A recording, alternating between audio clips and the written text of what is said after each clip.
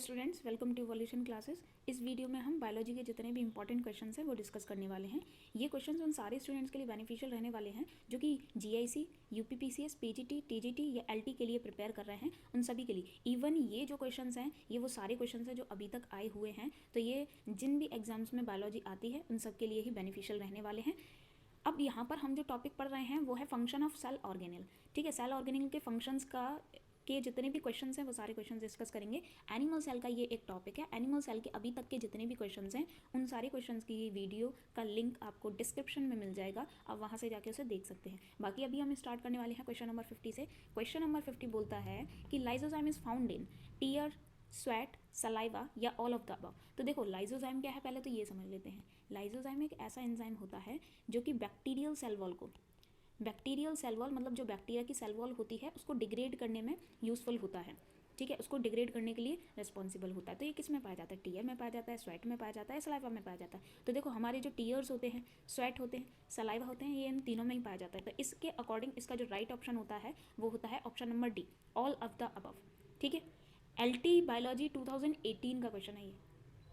ठीक है, चलिए, तो बस यही सारी चीज़ें इसमें बोली गई हैं। क्वेश्चन नंबर 51 देखते हैं। क्वेश्चन नंबर 51 बोला जाता है कि which of the following enzyme is an example of hydrolysis. Hydrolysis का एग्जाम्पल कौन सा है इनमें से? हाइड्रोलाइसिस का माइटोकॉन्ड्रियल एंजाइम्स, डीएनए सिंथेसिस के एंजाइम्स या डाइजेस्टिव एंजाइम्स या आरएनए सिंथेसिस के एंजाइम्स। तो देखो इसका जो राइट ऑप्शन होगा वो होगा डाइजेस्टिव एंजाइम्स। माइटोकॉन्ड्रियल का कोई भी एंजाइम हाइड्रोलाइसिस टाइप का नहीं होता, ना ही डीएनए का होता, ना ही आरएनए का होता। डाइजेस्टिव एंजाइम्स होते हैं हाइड्रोलाइसिस टाइप के। ठीक है, ये यूपीपीसीएस प्री 2006 का क्वेश्चन है। चलिए नेक्स्ट क्वेश्चन देखते हैं। देखिए इसका डिस्क्रिप्शन में क्या शायद कुछ अलग चीज़ें मिल जाए। Digestive enzymes, these enzymes are found in lysosome called hydrolysis enzymes. ठीक है, डाइजेस्टिव एंजाइम्स की अगर हम बात करते हैं तो ये किस में पाया जाता है? लाइजोसोम्स में पाया जाता है। ये लाइजोसोम्स क्या है? लाइजोसोम्स को सुसाइडल बैग बोला जाता है। ये काफ़ी सारे डाइजेस्टिव एंजाइम कंटेन करते हैं। ठीक है, माइटोकॉन्ड्रियल एंजाइम्स की अगर बात करें तो mitochondrial enzymes are found in the matrix of mitochondria. Mitochondria की जो मैट्रिक्स होती है उसमें पाए जाते हैं। और and found in outer and inner mitochondrial membrane. Outer और इनर माइटोकॉन्ड्रियल मेम्ब्रेन जो होती है उसमें भी पाए जाते हैं, जो कि एटीपी सिंथेसिस में मदद करता है, जैसे कि एटीपेज, जिसको कि एटीपी सिंथेटेज भी बोलते हैं, एटीपी फॉर्मेशन में जो मदद करता है। उसके बाद डीएनए का बोला गया है कि enzymes of DNA synthesis, DNA polymerase जो कि होता है DNA dependent DNA polymerase. RNA में जो होता है वो होता है आरएनए डिपेंडेंट पॉलीमरेज। चलिए next question number 52। Question number 52 क्या बोलता है कि mitochondria are found in. Mitochondria किस में पाए जाते हैं? सारे प्रोकैरियोटिक सेल्स में? बिल्कुल नहीं, प्रोकैरियोटिक सेल्स में मेम्ब्रेन बाउंड ऑर्गेनेल पाई ही नहीं जाती हैं। बी ऑप्शन है all eukaryotic cells, all bacteria, bacteria prokaryotic cells है। न्यूक्लियस ऑफ प्रोकैरियोटिक सेल्स होता ही नहीं है न्यूक्लियस प्रोकैरियोटिक सेल्स के पास, तो इसका जो राइट ऑप्शन हो जाएगा वो ऑल यूकैरियोटिक सेल हो जाएगा। ठीक है, तो ये है यूपीपीसीएस प्री का 2006 का क्वेश्चन। चलिए बस इसमें यही सारी चीज़ें बात की जाएंगी। एडिनोसाइन की अगर बात करें तो एटीपी करेंसी है, जिसकी फुल फॉर्म होती है एडिनोसाइन ट्राइफॉस्फेट। फॉर्मेशन इसका स्टोर ये होती है माइटोकॉन्ड्रिया के अंदर। अब इसके बाद जो नेक्स्ट क्वेश्चन है वो क्वेश्चन देखते हैं। ये यहाँ पे माइटोकॉन्ड्रिया का स्ट्रक्चर इन्होंने दिया हुआ है। माइटोकॉन्ड्रिया के अगर स्ट्रक्चर की बात करें तो ये आउटर मेम्ब्रेन है, ये इनर मेम्ब्रेन है। इसके बीच में ये जो स्पेस दिख रही है this is inter membranes space. उसके बाद अगर हम इसके अंदर की मैट्रिक्स की यहाँ की बात करते हैं, दिस इज़ अ मैट्रिक्स। इस मैट्रिक्स में इसके पास सब कुछ होता है, अपना खुद का सर्कुलर डीएनए होता है और राइबोसोम्स होते हैं। ठीक है, जिनको कि माइटो राइबोसोम्स बोलते हैं। बाकी ये जो स्ट्रक्चर्स आपको दिख रहे हैं ये हैं F0 F1 पार्टिकल। ठीक है, F01 या F0 जो भी बोलना चाहो, ये वो पार्टिकल्स हैं। बाकी अगर हम बात करते हैं इस लेयर की जो आपको दिख रही है, ये जो इन ग्रोथ आपको दिख रही हैं, इन ग्रोथ को बोला जाता है क्रिस्टी।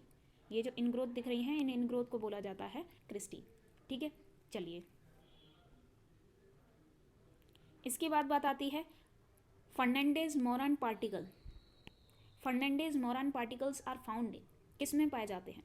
इस तरीके के क्वेश्चन को हर स्टूडेंट नहीं कर पाता है, तो ऐसे ही क्वेश्चंस पे हम लोग को कमांड करनी है, क्योंकि जो क्वेश्चंस करने वाले हैं वो तो सभी करने वाले हैं। ठीक है भाई, जो सिंपल क्वेश्चन होंगे वो तो सभी कर देंगे। सो फर्नांडीज मोरन पार्टिकल किस में पाए जाते हैं? गोल्गी अपरेटस में, न्यूक्लियस में, लाइसोसोम में, माइटोकॉन्ड्रिया में। तो इसका जो राइट ऑप्शन होगा वो होगा माइटोकॉन्ड्रिया में। ये यूपीपीसीएस का प्री का क्वेश्चन है। और इसमें आगे क्या बोला गया है कि इन कणों को फर्नांडीज कण या F0 F1 पार्टिकल्स भी बोला जाता है और इनको ही ऑक्सीजोम बोला जाता है। ध्यान से सुने, अभी जो मैंने आपको डायग्राम दिखाया था उस डायग्राम में ये जो दिखाए थे ग्रीन कलर के जो दिख रहे हैं आपको पार्टिकल्स, यही पार्टिकल्स F0 F1 पार्टिकल्स होते हैं, इनको ही फर्नांडीज पार्टिकल्स बोलते हैं और इन्हीं को ऑक्सीजोम भी बोला जाता है। क्या बोला जाता है? ऑक्सीजोम। जैसे कि देखिए यहाँ पे लिखा हुआ है ऑक्सीजोम, ठीक है। तो बस ऑक्सीजोम भी इनको ही बोला जाता है। फर्नांडीज और मोरन यह वित्तीय मतलब स्टॉकड होते हैं, आंतरिक मेम्ब्रेन से जुड़े होते हैं, इनर मेम्ब्रेन से जुड़े होते हैं। और पारस की उपकाई यह बिना वृत्त स्टॉक के होते हैं जो बाहरी मेम्ब्रेन में पाए जाते हैं। अगर आप सब यूनिट्स ऑफ पार्सन की बात करेंगे तो ये आपको आउटर मेम्ब्रेन में मिलेंगे, और अगर इनकी ऑक्सीजोम की बात करेंगे तो ये इनर मेम्ब्रेन में मिलेंगे। क्वेश्चन नंबर 54 बोलता है कि the cell organelle not possessing a membrane is, इनमें से कौन सी ऐसी सेल मेम्ब्रेन है जो कि मेम्ब्रेन नहीं रखती है, उसके पास मेम्ब्रेन नहीं है? तो वो है राइबोसोम, और सबसे छोटी ऑर्गेनल है ये, ठीक है। इन सब में सबसे छोटी ऑर्गेनल है।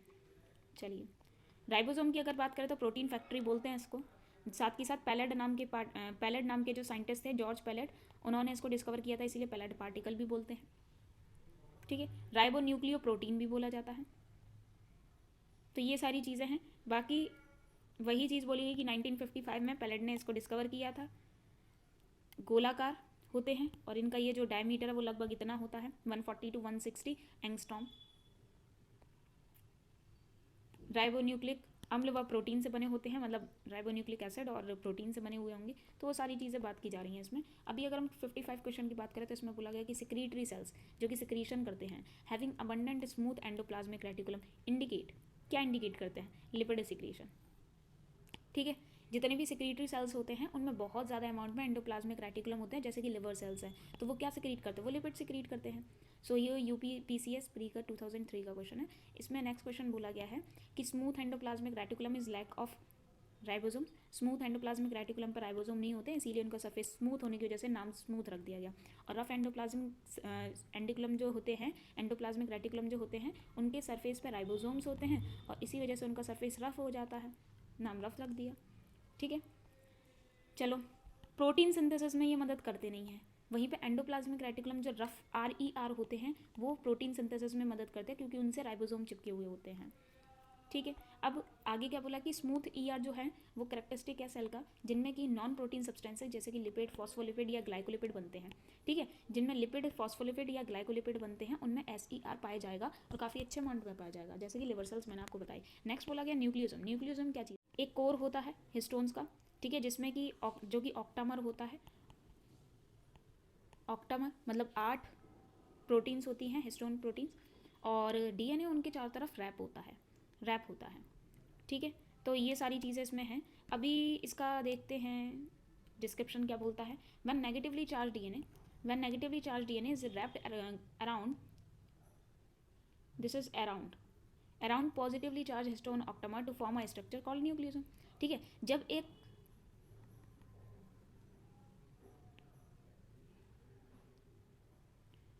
पॉजिटिवली चार्ज प्रोटीन के चारों तरफ DNA रैप हो जाता है इस तरह से, तो उसको हम न्यूक्लियोसोम बोल देते हैं। It contains 200 base pairs of DNA helix. ये आप लोग को याद रखने हैं कि इसमें 200 बेस पेयर्स आते हैं DNA हेलिक्स के। और nucleosome repeating unit in nucleus called chromatin, ठीक है। न्यूक्लियोसोम की जो रिपीटिंग यूनिट होती है वही क्रोमेटिन बनाती है। अभी nucleosome in chromatin looks like a Beed on a string. अगर आप इसको देखोगे तो आपको बिल्कुल ऐसा लगेगा जैसे कि एक स्ट्रिंग पे बीड्स, मतलब मोतियों की माला समझ सकते हो आप इसको, इस तरीके का स्ट्रक्चर आपको देखने को मिलेगा, ठीक है। चलिए, क्वेश्चन नंबर 57 क्या बोलता है? क्वेश्चन नंबर 57 बोलता है कि the cell organelle which is rich hydrolytic enzyme, वो सेल ऑर्गेनल जो कि रिच हाइड्रोलिटिक एंजाइम है, ठीक है, वो बताना है आपको। हाइड्रोलिटिक एंजाइम कंटेन करता है लाइसोसोम। अभी ने इससे पहले भी जो क्वेश्चन पढ़ा था वो भी यही था स्टार्टिंग में। So this is a lysosome. इसके देखिए फंक्शंस बताए हैं कि lysosomes are called so called because they contain hydrolytic enzyme. Hydrolytic enzymes होते हैं इसीलिए लाइसोसोम्स बोलते हैं। बाकी डिस्ट्रक्टिव एंजाइम्स भी बोल सकते हैं हम इन्हें, और डाइजेस्टिव एंजाइम्स भी, जो कि डाइजेशन में और रिमूवल में, एक्सेस ऑर्गेनल्स जो होती हैं उनके डाइजेशन या रिमूवल, या फिर वायरस को एनगल्फ करने के लिए, या बैक्टीरिया को ख़त्म करने के लिए, या वायरस को ख़त्म करने के लिए रेस्पॉन्सिबल होती हैं, क्योंकि ये अपने आप को ही खुद ही बर्स्ट कर लेते हैं जिससे कि सेल जो है ख़त्म हो जाता है। So lysosomal enzymes work better under acidic condition, collectively term is hydrolytic enzymes. ठीक है, अच्छे तरीके से काम करते हैं इसीलिए हाइड्रोलिटिक एंजाइम्स बोल देते हैं। चलिए नेक्स्ट बोला गया है कि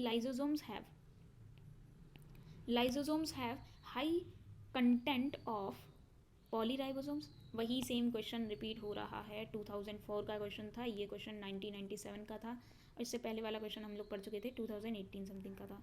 चलिए इसमें देखिए सारी चीज़ें बोली हैं। हाइड्रोलिटिक एंजाइम लाइजोसोम में पाए जाते हैं। डीएनए लाइगेज न्यूक्लियोपेप्टाइड को जोड़ने के लिए होता है, न्यूक्लियोपेप्टाइड जितने भी होंगे। लाइगेज मतलब ग्लू, ये बिल्कुल ग्लू की तरह काम करता है। ठीक है, तो जितने भी न्यूक्लियो पेप्टाइड होंगे उन सबको जोड़ने के लिए रिस्पॉन्सिबल होते हैं। बाकी पॉलीराइबोसोम की अगर बात करें तो पॉलीराइबोसोम जिसमें कि आरएनए के चारों तरफ राइबोसोम इस तरीके से अटैच हो जाते हैं फॉर ट्रांसलेशन, उसको पॉलीराइबोसोम बोलते हैं। लाइपेज की अगर बात करें तो लाइपेज लिपिड को डाइजेस्ट करने के लिए होता है। प्रोटीज की अगर बात करें तो प्रोटीन को डाइजेस्ट करने के लिए प्रोटीज होता है। क्वेश्चन नंबर 59 क्या है? क्वेश्चन नंबर 59 बोलता है विच of the following contain hydrolases. Hydrolases कौन कंटेन करता है? लाइसोसोम, गोल्गी बॉडीज, माइटोकॉन्ड्रिया या एंडोप्लाज्मिक रेटिकुलम। सेम क्वेश्चन है, सेम। क्या होगा इसका आंसर? आप सभी को पता ही है, लाइसोसोम। यूपीपीसीएस प्री 2010 का क्वेश्चन है, so side back same description इसमें आएगा। लाइसोसोम से आप सोच सकते हो कि कितने क्वेश्चन आते हैं, लाइसोसोम और माइटोकॉन्ड्रिया से। सेल ऑर्गेनेल में सबसे ज़्यादा क्वेश्चन इन्हीं से आते हैं। उसके बाद 60 क्वेश्चन बोलता है कि लाइसोसोम्स आर प्रोड्यूस्ड बाय, किसके द्वारा प्रोड्यूस किए जाते हैं? गोल्गी अपरेटस के द्वारा। लाइसोसोम वेसिकल्स होती हैं, सबसे छोटे होते हैं, और गोल्गी अपरेटस के द्वारा ये प्रोड्यूस किए जाते हैं। मेम्ब्रेनस ऑर्गेनेल में सबसे छोटे। ठीक है, चलिए नेक्स्ट इसमें नेक्स्ट क्वेश्चन क्या है? क्वेश्चन नंबर 61 बोलता है कि which of the following cell organelle is rich hydrolases. इनमें से कौन सी सेल ऑर्गेनेल, सेम क्वेश्चन है, ऑप्शन आएगा D. Question number 62 of the following which cell organelle exhibit polymorphism. ये बहुत अच्छा क्वेश्चन। इनमें से कौन सी ऐसी ऑर्गेनेल है जो कि पॉलीमॉर्फिज्म कंटेन करती है? पॉलीमॉर्फिज्म मतलब अपनी शक्ल चेंज करती रहती है, एग्जिबिट करती रहती है। ठीक है, पॉली मतलब मैनी, मॉर्फिज्म मतलब अपीयरेंस, अपीयरेंस चेंज करती रहती है। तो इसका सही आंसर क्या होगा? इसका सही आंसर होगा लाइसोसोम। ठीक है, तो बस लाइसोसोम बहुत सारे फॉर्म में पाई जाती है, शेप अलग अलग पाई जाती हैं इसकी। और आज की विचारधारा मतलब मॉडर्न थ्योरीज के अकॉर्डिंग 4 प्रकार के होते हैं lysosome. Primary lysosome, secondary lysosome, residual bodies और ऑटोफेजिक रिक्तिकाएं। ठीक है, ऑटोफेजिक जो कि अपने आप खत्म कर देती हैं। 63 द मोस्ट स्टेबल आरएनए, सबसे ज़्यादा स्टेबल आरएनए कौन सा है? आरआरएनए। शांति से बैठा रहता है चुपचाप से राइबोसोम्स में, तो ये आरआरएनए सबसे ज़्यादा स्टेबल आरएनए है। बाकी rRNA is most abundant RNA, सबसे ज़्यादा पाए जाने वाला, सेल के अंदर सबसे ज़्यादा पाए जाने वाला, क्योंकि जितने ज़्यादा राइबोसोम उतना ज़्यादा आरएनए। और good indicator of viability under extreme heat condition, RNA is component of ribosome, जैसा कि मैंने आपको बताई। It also most stable RNA, जो हमने क्वेश्चन में पढ़ाई। अच्छा, इस स्टेटमेंट का मतलब क्या है? इस स्टेटमेंट का मतलब है कि जो आरआरएनए होते हैं वो एक इंडिकेटर होता है विएबिलिटी के लिए, कि मतलब कितने समय तक कोई सर्वाइव कर सकता है। तो विएबिलिटी मतलब होता है टॉलरेटिंग पावर टू सर्वाइव। सो कितनी भी हीट कंडीशन हो उस कंडीशन में भी ये सर्वाइव कर जाते हैं, तो ये इनकी एक तरीके से विएबिलिटी शो करता है। ठीक है, नेक्स्ट क्वेश्चन नंबर 64 है। 64 क्वेश्चन बोलता है कि nucleus as the basis of heredity was discovered by. Nucleus जो कि हेरिडिटी का बेसिस है वो किसके द्वारा डिस्कवर किया गया? मतलब एज अ बेसिस ऑफ, देखो न्यूक्लियस की डिस्कवरी रॉबर्ट ब्राउन ने की, लेकिन यहाँ पे बोला है कि न्यूक्लियस ही हेरिडिटी का बेसिस है, ऐसा बोल के किसने डिस्कवर किया? ठीक है, ऐसा किसने कहा? तो ऐसा कहा हर्डविग ने। हर्डविग नाम के जो साइंटिस्ट थे इन्होंने ऐसा कहा कि nucleus as the basis of heredity. और सबसे पहले डेमोन्स्ट्रेट कहाँ किया? First demonstrated that nucleus is a controller of the cell और ब्रेन ऑफ द सेल। ठीक है, जैसे ब्रेन होता है हमारी बॉडी का, ऐसे ही सेल का ब्रेन क्या है? न्यूक्लियस है। इसके बाद क्वेश्चन नंबर 65 की बात करते हैं। क्वेश्चन नंबर 65 बोलता है कि microtubules are made up of. Microtubules किससे बने होते हैं? फिब्रिन से, ट्यूब्यूलिन से, एक्टिन से, मायोसिन से। तो ऑब्वियसली ट्यूब्यूलिन से। इससे पहली वाली वीडियो में सेम क्वेश्चन मतलब इसी तरीके का आया हुआ है। तो ट्यूब्यूलिन नाम की जो प्रोटीन होती है, 2 ट्यूब्यूलिन होती है, एक तो अल्फा ट्यूब्यूलिन होती है, दूसरी बीटा ट्यूब्यूलिन होती है। ठीक है, ये क्या बनाती हैं? ये माइक्रोट्यूब्यूल का फॉर्मेशन करती हैं। बस यहाँ पर इसके कुछ चीज़ें लिखी हैं कि ये भाई ट्यूब लाइक होते हैं, अनब्रांच्ड सिलेंड्रिकल स्ट्रक्चर होते हैं, इनका डायमीटर दिया हुआ है 200 to 300 एंगस्ट्रॉम है। इसके बाद TS of microtubule shows array of 13 rows, 30 rows दिखेंगी अगर आप इसका टीएस देखोगे तो। ठीक है, 13 रोज सब यूनिट्स होंगी। Chemically these filaments are made up of tubulin protein. ठीक है, ट्यूब्यूलिन प्रोटीन से बने होते हैं। अभी नेक्स्ट क्वेश्चन में बात की है कि 66 क्वेश्चन बोलता है कि जो 80S राइबोसोम होता है, उस 80S राइबोसोम में RNA protein ratio, RNA to protein ratio कितना होता है। तो देखो 80S राइबोसोम जो होता है उसमें RNA टू प्रोटीन रेशियो 1:1 होता है, जितना RNA उतना ही प्रोटीन। लेकिन अगर हम यहीं पर 70S राइबोसोम की बात करते हैं, 70S राइबोसोम, तो 70S राइबोसोम में ये RNA और प्रोटीन का रेशियो 2:1 हो जाता है। कितना हो जाता है? 2:1। RNA प्रोटीन रेशियो, दो ही चीज़ें होती हैं राइबोसोम में, ठीक है। अब दूसरी चीज़, 80S राइबोसोम यूकैरियोटिक सेल में पाए जाते हैं, 70S राइबोसोम प्रोकैरियोटिक सेल में पाए जाते हैं, साथ के साथ माइटोकॉन्ड्रिया वगैरह में भी आपको देखने को मिलेंगे। इसके बाद 67 क्वेश्चन बोलता है कि ribosomes are composed of proteins and, और किससे? RNA। ठीक है, राइबोसोम्स में क्या होती है? एक तो प्रोटीन होती है, दूसरी क्या होते हैं? RNA होते हैं। खत्म कहानी। प्रोटीन फॉर्मेशन में मदद करते हैं। चलिए क्वेश्चन नंबर 68 क्या है? Which one of the following is not a correct matching with regard to pairing of the structure. Pairing के बेसिस से कौन सा करेक्ट नहीं है, मतलब उसका फंक्शन भी हो। So Golgi complex, breakdown of complex molecule, ये तो पहले ही गलत हो गया, क्योंकि गोल्गी कॉम्प्लेक्स का काम क्या होता है? गोल्गी कॉम्प्लेक्स का काम पैकेजिंग का होता है, ठीक है, कुछ सिक्रीशंस करने का भी काम होता है इसका। तो गोल्गी कॉम्प्लेक्स का ये काम नहीं होता है, कॉम्प्लेक्स मॉलिक्यूल्स को ब्रेक करने का काम बिल्कुल नहीं होता। आगे देखते हैं आगे क्या बोला है। माइटोकॉन्ड्रिया प्रोडक्शन ऑफ ATP, बिल्कुल ठीक है। एंडोप्लाज्मिक रेटिकुलम प्रोटीन सिंथेसिस, बिल्कुल ठीक है। Lysosome conversion of cellular polymers to monomers, ये भी बिल्कुल ठीक है। भाई डाइजेस्ट करवाने में मदद करते हैं ना, तो हैवी मॉलिक्यूल्स को सिंपल मॉलिक्यूल्स में तोड़ते हैं। तो इसका जो गलत स्टेटमेंट इसमें जो है वो ये है, फर्स्ट वाला, ठीक है। अब देखते हैं कि गोल्गी बॉडीज के या गोल्गी अपरेटस जो हैं इनके क्या क्या फंक्शंस हैं। तो देखो ये फंक्शन तो है ही नहीं, जैसा कि मैंने आपको बता दिया। फंक्शंस क्या क्या हैं? Synthesis and secretion of polysaccharides, polysaccharides का फॉर्मेशन और सिक्रीशन करेगा। प्रोटीन की पैकेजिंग करेगा, इसके लिए इसको बहुत ज़्यादा इंपॉर्टेंस है इसकी में। बाकी सिक्रीशन भी करेगा, फ्लूइड बैलेंस भी करता है, ठीक है, फ्लूइड बैलेंस रेगुलेशन में भी मदद करता है। और plant cell wall, plasma membrane, acrosome जो कि स्पर्म सेल में होता है, लाइसोसोम, पिगमेंट्स और यॉर्क सेल जो कि एग में पाया जाता है, इन सबके फॉर्मेशन में गोल्गी कॉम्प्लेक्स मदद करता है। तो इस एक क्वेश्चन में आपके बहुत सारे क्वेश्चंस हो गए, बहुत सारे, ठीक है। चलिए क्वेश्चन नंबर 69 क्या बोलता है? क्वेश्चन नंबर 69 कहता है कि भाई लाइसोसोम्स आर कैरेक्टराइज्ड बाय, कितनी बार समझे? हाइड्रोलिटिक एंजाइम्स, बहुत बार क्वेश्चन आ चुका है। उसके बाद साइंटिस्ट देख लेते हैं, डी ड्यू नाम के जो साइंटिस्ट हैं उन्होंने सबसे पहले इनको डिस्कवर किया था। इसके बाद आ जाइए क्वेश्चन नंबर 70। क्वेश्चन नंबर 70 क्या बोलता है? क्वेश्चन नंबर 70 बोलता है कि a major function of Golgi body is, Golgi body का मेजर फंक्शन क्या है? Light dependent photosynthesis, transport of electrons, linkage of proteins with sugar, या फॉर्मेशन ऑफ स्पिंडल फाइबर्स। एक minute, formation of spindle fibres, spindle fibres में इनका कोई role नहीं होता, ये प्रोटीन को शुगर को लिंक कराने में मदद करते हैं, linkage of protein with sugar, ठीक है। ये भी इसका एक फंक्शन है, तो ये भी याद रखना आप लोगों को, ठीक है। चलिए अब गोल्गी बॉडीज़ को प्लांट सेल में क्या बोला जाता है? डिक्टियोसोम बोला जाता है, ठीक है। तो डिक्टियोसोम और गोल्गी बॉडीज एक ही चीज़ है, याद रखना है आपको। और कैमिलो गोल्गी नाम के जो साइंटिस्ट थे उन्होंने सबसे पहले डिस्कवर किया था। मेन फंक्शन की अगर बात करते हैं तो जो मेन फंक्शन है गोल्गी बॉडीज़ का वो है पैकेजिंग, ठीक है, स्टोरेज ऑफ मटेरियल, वो सारी चीज़ें। बाकी cell wall formation, cell membrane, lysosome, linkage protein with sugar, linkage of protein with sugar, इन सारे फंक्शन में ये मदद करता है।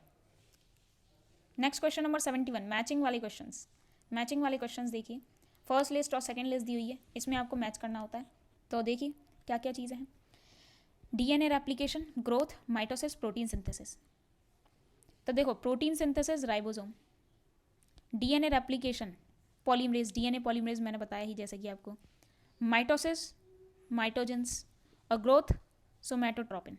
मतलब ये दोस्त बिल्कुल सीधे सीधे हैं, तो इसका जो होना चाहिए ऑप्शन वो होगा A का 4, B का 2, C का 3 और 4 का मतलब D का 1, 4 2 3 1, 4 2 3 1 ऑप्शन नंबर फर्स्ट है, ठीक है। तो इसका जो राइट ऑप्शन हो गया वो है ऑप्शन नंबर फर्स्ट। माइटोजेंस देखिए प्रोटीन सिंथेसिस में राइबोसोम मदद करते हैं, ये आप लोगों को बताइए। डीएनए रेप्लिकेशन में पॉलीमरेज नाम का जो एंजाइम होता है, डीएनए पॉलीमरेज, वो मदद करता है।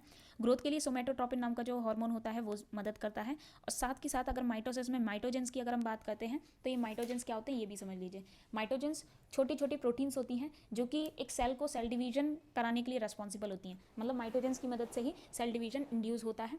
और सीडी के भी समझ लीजिए, सीडी के क्या होते हैं, सीडी के होते हैं cyclin dependent kinase. Cyclin dependent kinase जो होते हैं जब ये साइक्लिन के कांटेक्ट में आते हैं तो ये एक्टिवेट हो जाते हैं, ठीक है। और बस सेल डिवीजन चलता है। तो सेल डिवीजन को कंट्रोल करने के लिए सीडी के होते हैं, ये आप लोग को याद रखनी है, बहुत इंपॉर्टेंट प्रोटीन है। और माइटोजेंस मैंने जैसे कि आप लोगों को बताई दी है कि माइटोजेंस कोई भी ऐसी प्रोटीन्स हो सकती हैं जो कि सेल डिवीजन को स्टार्ट करती हैं। दूसरी चीज़ आप लोग को जो याद रखनी है वो ये याद रखनी है कि माइटोजेंस जो हैं वो जीनोट फेज में प्रेजेंट नहीं होते हैं, ठीक है। चलिए बस यही सारी चीज़ें। अब देखिए कैंसर की अगर बात करते हैं तो कैंसर में हमें क्या करना होता है, कैंसर में हमें सेल डिवीजन रोकना होता है। तो हम सीडीके को क्या करेंगे, स्टॉप कर देंगे, इनहिबिटर डालेंगे सीडीके का। सीडीके का हम क्या डालेंगे, इनहिबिटर, जिससे कि सेल डिवीजन स्टॉप हो जाए। तो बस यही चीज़ें थोड़ी थोड़ी आप लोग को कहीं कहीं पर दिमाग लगाना होगा। क्वेश्चन नंबर 72 क्या बोलता है, क्वेश्चन नंबर 72 बोलता है if a mild toxin is introduced into a cell, अगर एक सेल में थोड़ा सा टॉक्सिन इंट्रोड्यूस किया जाएगा, so which of one of the following will mainly be responsible for the detoxification process. तो डिटॉक्सीफाई से मतलब रिमूव कौन करेगा, डिटॉक्सिफिकेशन मतलब रिमूव करना, ठीक है, डिस्ट्रॉय करना या रिमूव करना टॉक्सिन सब्सटेंस को। तो देखो डिटॉक्सिफिकेशन में SER मदद करते हैं, ठीक है, SER। तो यहाँ पे SER तो बोला नहीं है, एंडोप्लाज्मिक रेटिकुलम बोला है, तो हम लोग एंडोप्लाज्मिक रेटिकुलम को टिक लगाएंगे, ठीक है। SER जो कि लिवर सेल्स में पाए जाते हैं, जितने भी वर्टिब्रेट्स हैं सबके लिवर सेल्स में पाए जाते हैं, और लिपिड सॉल्युबल ड्रग्स को ये वाटर सॉल्युबल में कन्वर्ट कर देते हैं, ठीक है। तो ये सारी चीज़ें हैं जो कि SER मदद करता है, डिटॉक्सिफिकेशन याद रखना। इसके बाद क्वेश्चन नंबर 73 क्या बोलता है, क्वेश्चन नंबर 73 बोलता है कि DNA of the mitochondria is, mitochondria का डीएनए कैसा होता है, नेकेड होता है, बिल्कुल ठीक है। डबल स्टैंडर्ड होता है, ये भी ठीक है। सर्कुलर होता है, ये भी ठीक है। तो इसका जो राइट ऑप्शन होगा वो होगा ऑल ऑफ द अबव, ठीक है। नेकेड होता है, कोई मेम्ब्रेन नहीं होती, ये माइटोकॉन्ड्रिया, माइटोकॉन्ड्रिया के मैट्रिक्स में इस तरह से डला हुआ होता है, डबल स्टैंडर्ड, ठीक है। चलिए नेक्स्ट क्वेश्चन देखिए, क्वेश्चन नंबर 74 बोलता है देखिए place and the place of formation of glycolipid and glycoprotein in cell. Glycolipid और ग्लाइकोप्रोटीन कहाँ पर बनती हैं, हम लोगों ने फंक्शन में पढ़ा था। इसका जो राइट ऑप्शन होगा वो होगा option number D, option number D इसका राइट ऑप्शन होगा, करेक्ट ऑप्शन, ठीक है। TGT बायोलॉजी 2011 का क्वेश्चन है ये। नेक्स्ट क्वेश्चन देखते हैं। नेक्स्ट क्वेश्चन से पहले ये इसका डिस्क्रिप्शन है, ये आप पढ़ सकते हैं, इसमें वही सारी चीज़ें बिल्कुल रिपीटेटिव दी हुई हैं, तो आप इसको पढ़ना चाहें तो बिल्कुल पढ़ सकते हैं। इसके बाद क्वेश्चन नंबर 75 है। क्वेश्चन नंबर 75 में बोला गया है कि ribosomes are site of protein synthesis, ठीक है, बहुत समय से पढ़ते हुए आ रहे हैं। इसके बाद F1 पार्टिकल्स क्या हैं, F1 पार्टिकल्स किस में पाए जाते हैं, F1 पार्टिकल्स माइटोकॉन्ड्रिया में पाए जाते हैं, ठीक है। F0 F1 पार्टिकल्स किस में पाए जाते हैं, माइटोकॉन्ड्रिया में। इसके देखिए स्ट्रक्चर की बात की गई है, स्ट्रक्चर में क्या होता है, ये एक बेस होता है, ये स्टॉक होता है और ये हेड होता है। ATPs की तरह काम करता है, ATP फॉर्मेशन में यहाँ से प्रोटॉन्स ट्रैवल करते हैं और ADP प्लस फॉस्फेटाइन जो है वो क्या बना देता है, ATP का फॉर्मेशन कर देता है। इस तरह से चीज़ें चलती हैं, ठीक है। तो यहाँ पे फॉस्फोराइलेशन में ये मदद करते हैं, ऑक्सीजोम भी बोला जाता है इन्हें। क्वेश्चन नंबर 77 की अगर बात करते हैं तो राइबोसोम्स आर साइट फॉर, ये क्वेश्चन बहुत बार पूछा जाने वाला क्वेश्चन है, प्रोटीन सिंथेसिस, ठीक है। बाकी ये सारी चीज़ें इसमें दी हुई हैं, ये डिस्क्रिप्शन आप लोग पढ़ना चाहें तो पढ़ सकते हैं पॉज करके वीडियो को। ये राइबोसोम्स के बारे में ही बात की गई है। इसके 70S राइबोसोम और 80S देख लेते हैं। देखो एस मैंने बताया था, एस इज द स्वाइडबर्ग्स यूनिट या सेडिमेंटेशन कोफिशिएंट होता है ये। 70S की अगर बात करें तो ये छोटे होते हैं, और इनका अगर हम बात करते हैं तो ये 70S, इनका जो एस वैल्यू जो आती है वो 70 आती है, ठीक है। सेडिमेंटेशन कोफिशिएंट 70 आता है, इसीलिए 70S बोल देते हैं। ये माइटोकॉन्ड्रिया में, क्लोरोप्लास्ट में, इन सब में पाए जाते हैं, बाकी प्रोकैरियोट्स में पाए जाते हैं। 80S जो हैं वो पाए जाते हैं आपके जितने भी प्लांट और एनिमल सेल्स हैं उनके साइटोप्लाज्म में। नेक्स्ट क्वेश्चन नंबर है 78 क्वेश्चन बोलता है कि स्मूथ एंडोप्लाज्मिक रेटिकुलम क्या परफॉर्म करता है, smooth endoplasmic reticulum synthesis of lipid, बिल्कुल ठीक है। ग्लाइकोजिनोलिसिस, ये भी ठीक है। स्टेरॉल मेटाबॉलिज्म, स्टेरॉइड्स बनाता है ये, जो SER है वो स्टेरॉइड का फॉर्मेशन करता है, ये भी ठीक है। डिटॉक्सिफिकेशन अभी अभी हम लोगों ने पढ़ा, ये भी ठीक है। तो ये चारों ही ऑप्शन ठीक है। अब इसमें देखो कुछ कोड्स के बेसिस पे दिया है कि सिर्फ डी करेक्ट है, ए बी करेक्ट है, इस तरीके से। तो हमें पता है कि सारे करेक्ट है, तो ऑल करेक्ट वाला ऑप्शन लगाएंगे हम लोग। क्या लगाएंगे? ऑल करेक्ट, सारे ही ऑप्शन बिल्कुल ठीक हैं। तो नेक्स्ट क्वेश्चन नंबर 79 देखिए। क्वेश्चन नंबर 79 बोलता है, 79 क्वेश्चन बोलता है कि the organelle in which aerobic respiration occur in a cell, वो ऑर्गेनल जिसमें कि एरोबिक रेस्पिरेशन होती है, ठीक है, एरोबिक रेस्पिरेशन होती है, तो वो होता है माइटोकॉन्ड्रिया। एरोबिक रेस्पिरेशन मतलब O2 की प्रेजेंस में, एरोबिक रेस्पिरेशन मतलब respiration in presence of oxygen. चलिए नेक्स्ट क्वेश्चन है क्वेश्चन नंबर 80। क्वेश्चन नंबर 80 बोलता है one of the following is the smallest organelle in the cell. Cell में सबसे छोटी ऑर्गेनल, तो आपको ऑप्शंस देखने होंगे। ऑप्शंस में है लाइजोसोम, स्फेरोसोम्स, पर ऑक्सीसोम्स या राइबोसोम। तो ऑब्वियसली इसका जो आंसर होगा वो होगा ऑप्शन डी, राइबोसोम्स।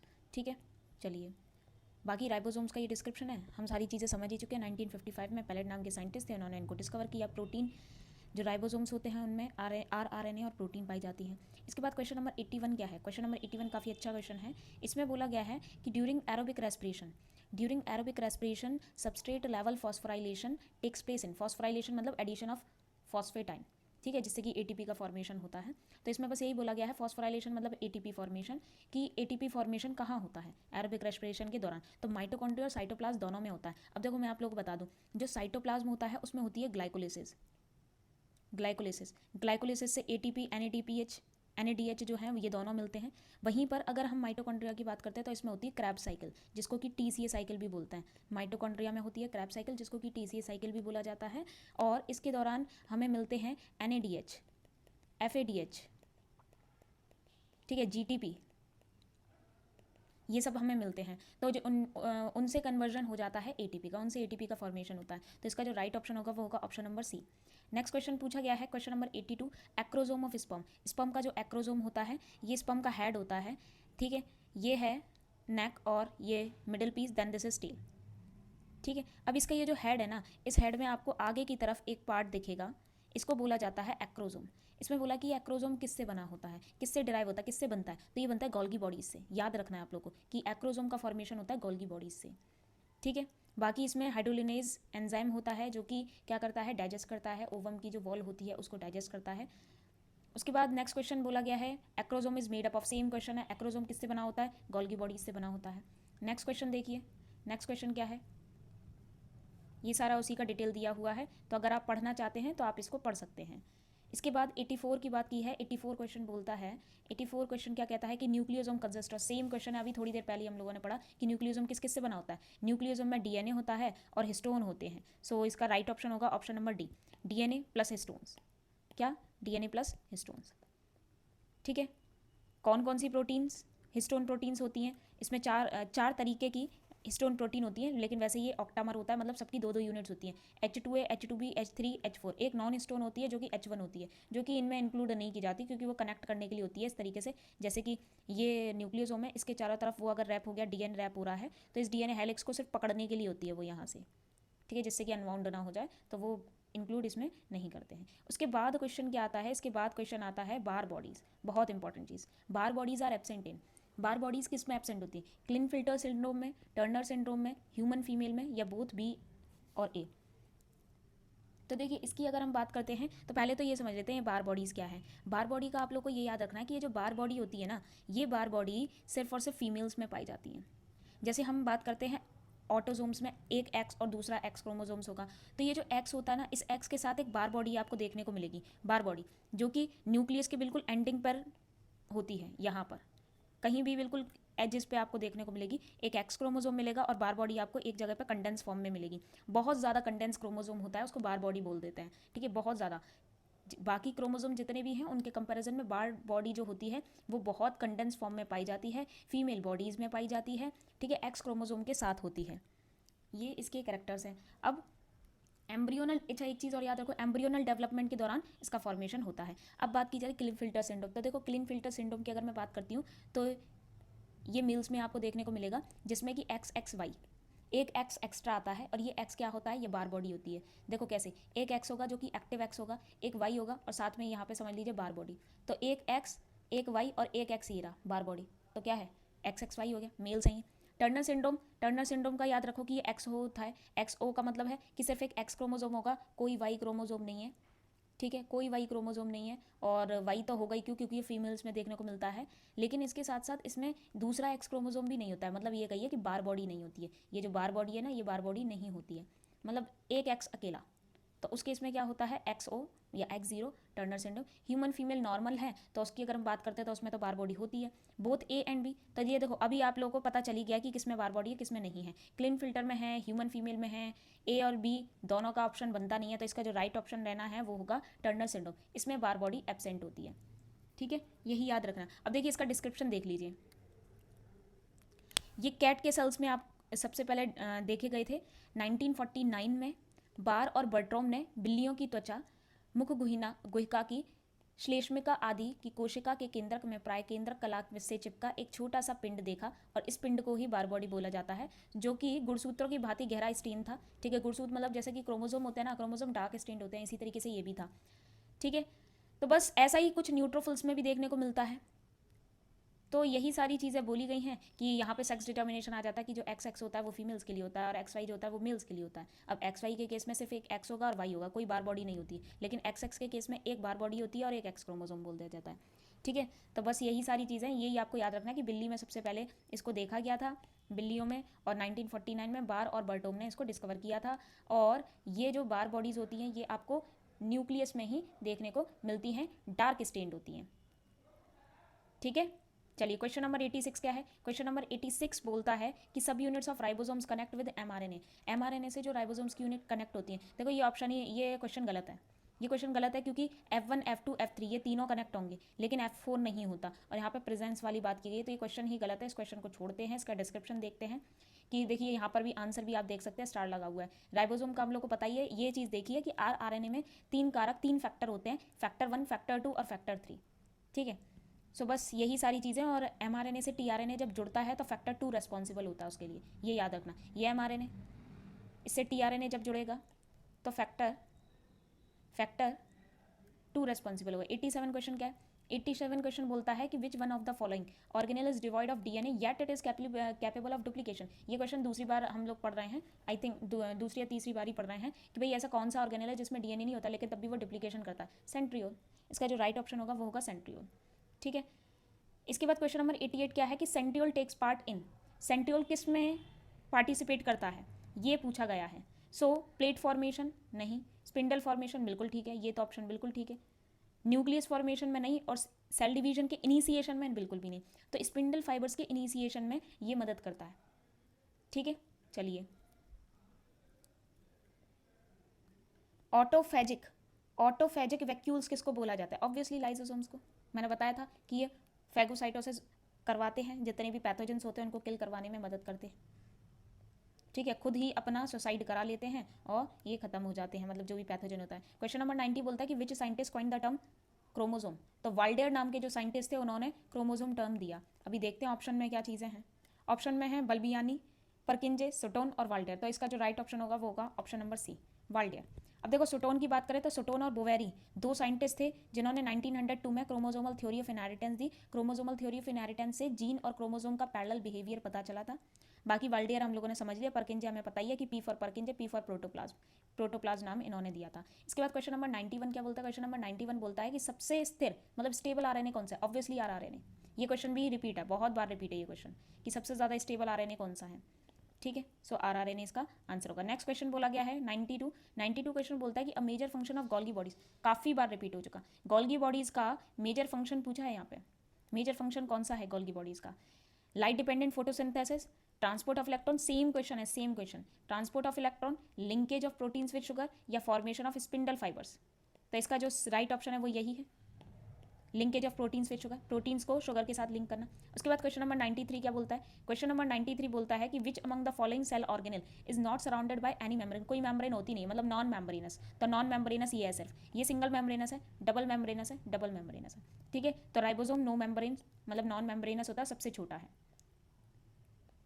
इसके बाद क्वेश्चन नंबर 94 है। क्वेश्चन नंबर 94 में बोला जाता है कि endoplasmic reticulum was first observed bye. Endoplasmic reticulum किसके द्वारा ऑब्जर्व किए गए थे सबसे पहले, तो पोर्टर। ये क्वेश्चन बहुत बार हम लोगों ने कर लिया, डिस्क्रिप्शन में हम काफ़ी बार कर चुके हैं इसको। सो पोर्टर नाम के साइंटिस्ट थे, उन्होंने इसको डिस्कवर किया। बाकी यहाँ पे देखिए बताया भी गया है कि के आर पोर्टर हैं जिन्होंने 1949 में 45 में इसको डिस्कवर किया। अलेक्जेंडर फ्लेमिंग को हम जानते हैं 1929 में इन्होंने पेनिसिलिन की खोज की थी। पेनिसिलिन क्या है? पेनिसिलिन एज एंटीबायोटिक, जो कि किससे बनी थी? प्रोड्यूस फ्रॉम पेनिसिलियम नाम की फंजाई से। ठीक है, पेनिसिलियम नाम की फंजाई से पेनिसिलिन नाम की एंटीबायोटिक का प्रोडक्शन हुआ था। वर्ल्ड वॉर 2 में इसका बहुत यूज़ हुआ। और डब्ल्यू फ्लेमिंग जो हैं क्रोमेटिन दिया इन्होंने 1879 में। ठीक है, क्रोमेटिन इन्होंने 1879 में टर्म दिया। सी बेंडा की अगर बात करते हैं तो इन्होंने माइटोकॉन्ड्रिया 1898 में देखा था। इसके साथ साथ कुछ चीज़ें यहाँ पे भी देख लेते हैं। देखो एंडोप्लाज्मिक रेटिकुलम का यहाँ पे भी दिया हुआ है। बाकी ये प्लास्टिड की खोज किसने की? हैकल। हैकल नाम के जो साइंटिस्ट थे उन्होंने प्लास्टिड्स की खोज की। प्लास्टिड्स की खोज किसने की? हैकल नाम के साइंटिस्ट ने। ठीक है, चलिए ये डिस्क्रिप्शन बहुत इंपॉर्टेंट होते हैं। इसके बाद क्वेश्चन नंबर 95। क्वेश्चन नंबर 95 बोलता है कि which cell organelle is site of aerobic respiration. कौन सी सेल ऑर्गेनेल है जिसमें एरोबिक रेस्पिरेशन होता है? माइटोकॉन्ड्रिया। क्वेश्चन नंबर 96 बोलता है कि which pair is not correct. इनमें से कौन सा पेयर करेक्ट नहीं है, ये पूछा जा रहा है। तो देखिए कौन सा पेयर करेक्ट नहीं है।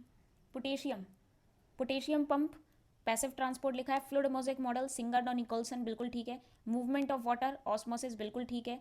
प्लांट सेल में प्लाज्मोडेस्मेटा होते हैं, ये भी बिल्कुल ठीक है। लेकिन पोटेशियम पैसिव ट्रांसपोर्ट ये गलत है, बिकॉज पोटेशियम और सोडियम पंप जो होती हैं वो एक्टिव ट्रांसपोर्ट में मदद करती है। एक्टिव ट्रांसपोर्ट जिसमें कि एनर्जी का यूज़ होता है। ठीक है, तो इसका जो गलत वाला आंसर है वो ये है, तो यही हमें टिक लगाना है। ठीक है, चलिए यहाँ पे एक दो चीज़ें लिखी हुई हैं, देख लेते हैं इनको। तरल मोजैक मॉडल सिंगर और निकलसन ने 1972 में दिया था, मतलब फ्लूइड मोजैक मॉडल की बात की जा रही है, तो वही सारी चीज़ें हैं इसमें, कुछ अलग नहीं है। प्लाज्मोडेस्मेटा का याद रखो कि दो सेल्स में कनेक्शन के लिए, मतलब ब्रिज फॉर्म करने में मदद करता है। ये दोनों के बीच में कनेक्शन रहे, दोनों सेल्स के बीच में, उसके लिए होता है प्लाज्मोडेस्मेटा। क्वेश्चन नंबर 97 क्या बोलता है? क्वेश्चन नंबर 97 बोलता है ड्यूरिंग सेंट्रीफिकेशन। सेंट्रीफिकेशन मतलब रोटेशन जिसमें होता है, बहुत ज़्यादा हाई स्पीड के साथ घुमाया जाता है किसी चीज़ को, गोल गोल गोल गोल चलाया जाता है, उसको बोला जाता है सेंट्रीफिकेशन। उस प्रोसेस को सेंट्रीफिकेशन बोला जाता है। और इस दौरान कौन सी ऐसी सेल ऑर्गेनेल है जो कि सेडिमेंट हो जाती है लो स्पीड पर? लो स्पीड पर सेडिमेंट हो जाती है, बहुत कम स्पीड पर ही जम जाती है नीचे, मतलब समझ रहे हो, बहुत भारी है। न्यूक्लियाई, बड़ी ऑर्गेनेल है न्यूक्लियाई, तो इसका जो राइट आंसर होगा वो होगा न्यूक्लियाई। 98 क्वेश्चन देखिए। 98 क्वेश्चन में बोला गया है कि the cell organelle responsible for cell plate formation, बहुत इंपॉर्टेंट। सेल डिवीजन के दौरान जो सेल प्लेट बनती है ना प्लांट सेल्स में बनती है, एनिमल सेल्स में नहीं। वो किस सेल ऑर्गेनेल की वजह से बनती है? Golgi bodies. ये हम फंक्शंस में पढ़ के आए हैं। गोल्गी बॉडीज इसका राइट आंसर होगा। Next question number 99। Question number 99 बोलता है कि which of the following cell organelle processes नहीं possesses a single unit membrane। किसके पास सिंगल यूनिट मेम्ब्रेन होती है? तो देखो chloroplast double membranous, nucleus double membranous, mitochondria double membranous, बचता है लाइसोसोम सिंगल मेम्ब्रेनस। इसके बाद कार्ट व्हील की बात की जा रही है। Cart wheel structure is exhibited by, किसका स्ट्रक्चर कार्ट व्हील स्ट्रक्चर बोला जाता है? तो इसका जो राइट ऑप्शन होगा वो होगा सेंट्रियोल। कार्ट व्हील स्ट्रक्चर की तरह बोलते हैं इसको। ठीक है, तो देखते हैं प्रत्येक तारक काय दो जोड़े तारक केंद्रों मतलब सेंट्रियोल से बना होता है। दो सेंट्रियोल होते हैं इस तरीके से, जो कि एक दूसरे के म्यूचुअली परपेंडिकुलर होते हैं, एक दूसरे के परपेंडिकुलर होते हैं। ठीक है, और बाकी अगर बात करें तो इसका स्ट्रक्चर कार्ट व्हील जैसा होता है, इसीलिए इनको कार्ट व्हील बोल दिया जाता है। ठीक है, बैलगाड़ी के पहियों जैसा, तो इसीलिए इनको क्या बोल दिया जाता है? Cart wheel. क्वेश्चन नंबर 101 क्या बोलता है कि organelle which are found in the mid piece of the sperm. Mid piece मतलब मिडल पीस, तो क्या चीज़ पाई जाती है? कौन सी ऑर्गेनेल? सबसे इंपॉर्टेंट चीज़ जो पाई जाती है वो है माइटोकॉन्ड्रिया और सेंट्रियोल। माइटोकॉन्ड्रिया जो कि स्पर्म को मोटिलिटी के लिए एनर्जी प्रोवाइड कराते हैं, सेंट्रियोल जो कि डिवीजन में मदद करेगा। ठीक है, ये नेक पर प्रेजेंट होता है, नेक पर सेंट्रियोल होता है, नेक पर, और बाकी पूरे मिडिल पीस में माइटोकॉन्ड्रिया। उसके बाद क्वेश्चन नंबर 102 क्या बोलता है? क्वेश्चन नंबर 102 बोलता है कि the major function of contractile vacuole. Contractile vacuole का मेजर फंक्शन कौन सा है? कॉन्ट्रैक्टाइल वैक्यूल का मेजर फंक्शन कौन सा है? Excretion, circulation, osmoregulation, all of the above. Osmoregulation, balance करना बॉडी में वाटर का बैलेंस बनाए रखने का काम होता है। 103 क्या बोलता है कि cell secretion is done by, cell secretion किसके द्वारा होता है, endoplasmic reticulum, plastid, Golgi complex या न्यूक्लियोलस। तो इसका जो राइट ऑप्शन होगा वो होगा ऑप्शन नंबर सी। इसके फंक्शंस में हम लोगों ने पढ़ा ही था, सिक्रीशन करवाने में मदद करते हैं ये दिल्ली एसएसबी पीजीटी का क्वेश्चन है 2015 का। इस तरीके के क्वेश्चन आते हैं दिल्ली एसएसबी में। नेक्स्ट क्वेश्चन देखिए, नेक्स्ट क्वेश्चन है 104, which of the following cell organelle is in continuation with the outer membrane for nucleus, for नहीं होगा, दिस इज ऑफ न्यूक्लियस होगा, आउटर मेम्ब्रेन ऑफ न्यूक्लियस। ठीक है, इनमें से कौन सी सेल ऑर्गेनेल है जो कि न्यूक्लियस की बाहर वाली मेम्ब्रेन के कंटिन्यूशन में होती है। तो इसका right option obviously endoplasmic reticulum, this is nucleus. ठीक है, ये न्यूक्लियस की बाहर वाली मेम्ब्रेन। अब इस बाहर वाली मेम्ब्रेन में इस तरीके से एंडोप्लाज्मिक रेटिकुलम जो होते हैं वो पाए जाते हैं। और ये कौन से एंडोप्लाज्मिक रेटिकुलम होते हैं, rough endoplasmic reticulum, rough endoplasmic reticulum होते हैं ये, क्योंकि इनके सरफेस पर राइबोसोम चिपके हुए होते हैं। तो इसका राइट ऑप्शन हो गया एंडोप्लाज्मिक रेटिकुलम। क्वेश्चन नंबर 105 देखिए, DNA is not found in, DNA किस में नहीं पाया जाता है, डीएनए किस में नहीं पाया जाता है, न्यूक्लियस में पाया जाता है, राइबोसोम्स में, प्लास्टिड्स में या माइटोकॉन्ड्रिया में। प्लास्टिड में पाया जाता है, माइटोकॉन्ड्रिया में पाया जाता है डबल स्टैंडर्ड सर्कुलर डीएनए इनका खुद का, और न्यूक्लियस में तो पाया ही जाता है। बचता है राइबोसोम, इसका जो राइट ऑप्शन होगा वो होगा, जो आपको टिक लगाना है वो है राइबोसोम। ठीक है, चलिए नेक्स्ट क्वेश्चन बोला जाता है 106, असेंबली ऑफ टू सब units 40s and 60s of ribosome form. 40 और 60 वाला क्या बनाता है, 80s राइबोसोम। ये इनका जो वैल्यू है ना, ये जुड़ने के बाद देखो, बड़ी वाली यूनिट 60s, छोटी वाली यूनिट 40s पे सेडिमेंट हो जाती है। लेकिन जब इन दोनों को जोड़ देते हैं ना तो इनका सरफेस एरिया वगैरह कम हो जाता है, जिस वजह से जोड़ने के बाद मतलब कंबाइन करने के बाद इनको जब सेडिमेंट किया जाता है तो ये सिर्फ 80s पे ही सेडिमेंट हो जाते हैं, इसीलिए इनको जोड़ के 80s बोला जाता है। वहीं पे जो 70s वाला होता है वो 50-30 का होता है। ठीक है, तो ये आपको याद रखना है, ये जीआईसी का क्वेश्चन है 2015 का। नेक्स्ट क्वेश्चन 107 में पूछा गया है कि membrane around vacuole, membrane around vacuole is called, vacuole के चारों तरफ जो मेम्ब्रेन होती है इसको क्या बोलते हैं, टोनोप्लास्ट। ये क्वेश्चन भी रिपीट है, repeat question. Next question number 108 में बोला गया है कि oxidative enzyme occur mostly in, oxidative enzymes किस में पाए जाते हैं, लाइसोसोम्स में, गोल्गी बॉडीज में, माइटोकॉन्ड्रिया में, राइबोसोम्स में। तो ऑक्सीडेटिव एंजाइम्स वहीं पे पाए जाएंगे जहाँ पे ऑक्सीडेशन होता है, ऑक्सीडेशन होता है माइटोकॉन्ड्रिया में। ठीक है, ऑक्सीडेशन कहाँ होता है, ऑक्सीडेटिव फॉस्फोराइलेशन होता है माइटोकॉन्ड्रिया में। ठीक है, एटीपी का फॉर्मेशन हो जाता है, उसे कपलिंग प्रोसेस भी बोलते हैं उसको, F0 F1 पार्टिकल्स के साथ जो होती है। तो बस इसका जो राइट ऑप्शन होगा वो होगा ऑप्शन नंबर सी। यहाँ पर हमने सेल ऑर्गेनेल के फंक्शन के जितने भी क्वेश्चंस थे वो सारे क्वेश्चंस कंप्लीट कर लिए।